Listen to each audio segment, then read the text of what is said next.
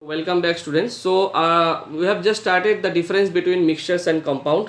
We'll just continue it. So first of all, what is mixtures and compound? These things we have already known. So I will just focus on the very important point regarding the mixtures and compound. So mixtures basically they are combinations of the two or more component, and that particular component whenever the particular mixture will form, that time the component will mix any proportions. But in case of compound, you see the two elements are compound, they are different component, but having some definite ratios.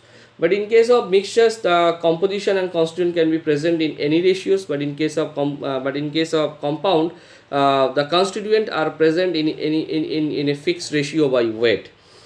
And the third and very important point, that is the separation constituent. In case of mixtures, so you can also separate out by applying the physical method, like your filtration process, evaporation process, distillation process. These are the process for separating the mixtures component.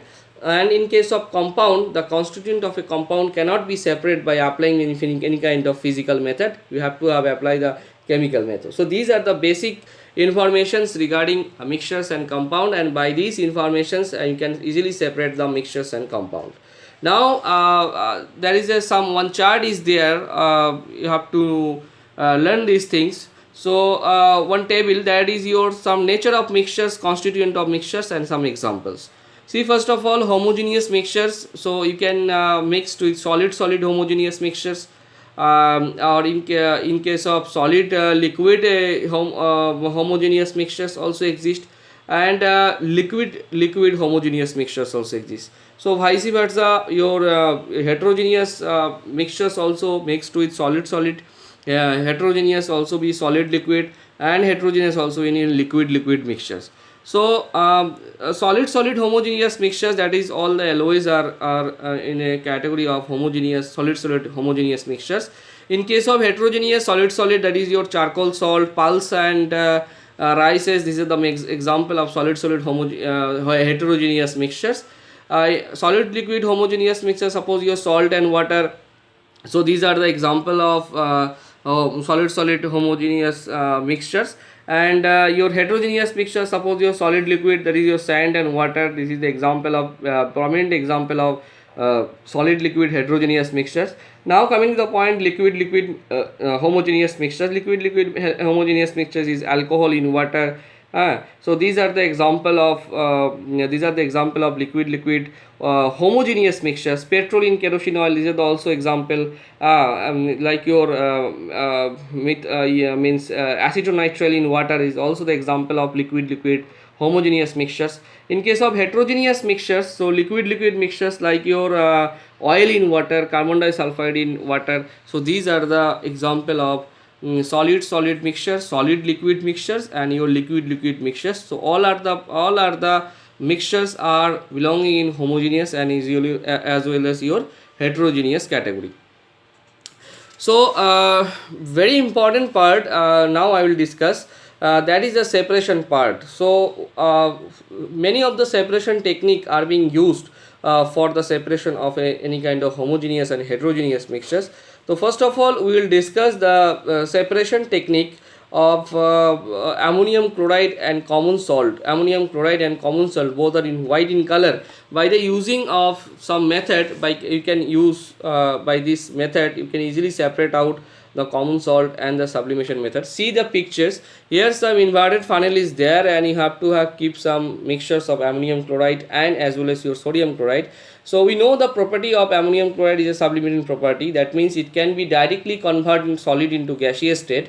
So what we will do, we have just fit one cotton wool plug and ended over this funnel, and now we heat it. What will happen, this ammonium chloride, all the ammonium chloride will evaporate and it will form the gaseous form, and this gaseous form will kept in the funnel upper portions, and whenever you have cool down, and that particular gaseous will again come in solid state, because there is no any kind of intermediate stage. We know the definition of sublimation. So and whenever you have heated this ammonium chloride and you can the whole mixtures, the sodium chloride will retain in the lower portions and ammonium chloride will evaporate, and by this method you can easily separate the sodium chloride. So this is the procedure by we can this is the procedure by which you can separate out the ammonium chloride and common salt by using the sublimation method.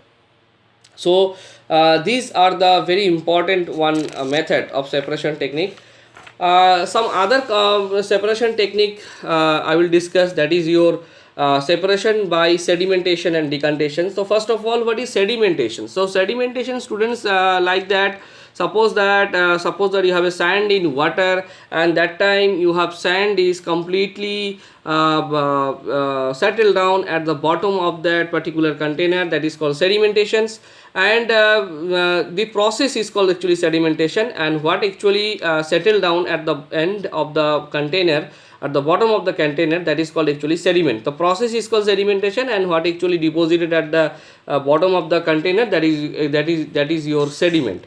And now the very important technical term, that is your supernatant liquid. So supernatant liquid are found in case of filtration process. Suppose that you have filtered out sand and water, and that time some portions will left in your filter paper, and that particular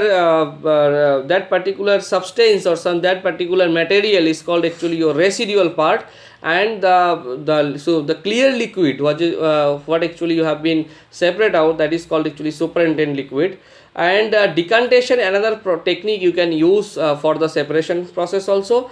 So suppose that you have sand and water. Again, I am taking this example because this is a very prominent example. So settle down all the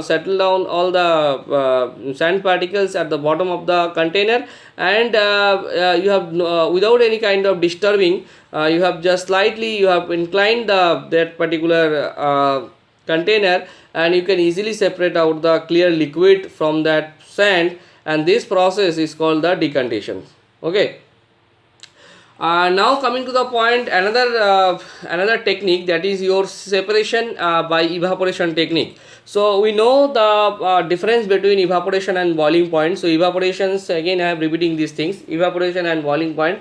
So you have to clear in mind. So evaporation is a process that actually can happen in any temperature, but in case of boiling point, that should have been a fixed temperature. This is the basic difference, okay, between evaporation and boiling point. So by the process of evaporation, we can separate the sodium chloride and water. So suppose that I have taken an example of sodium chloride in water. This is a completely homogeneous mixture, and you just left it for a long hours, and you can see that the whole water will be escaped out at your room temperature. So and you get only the pure sodium chloride at the bottom of the container. This process is actually your evaporation.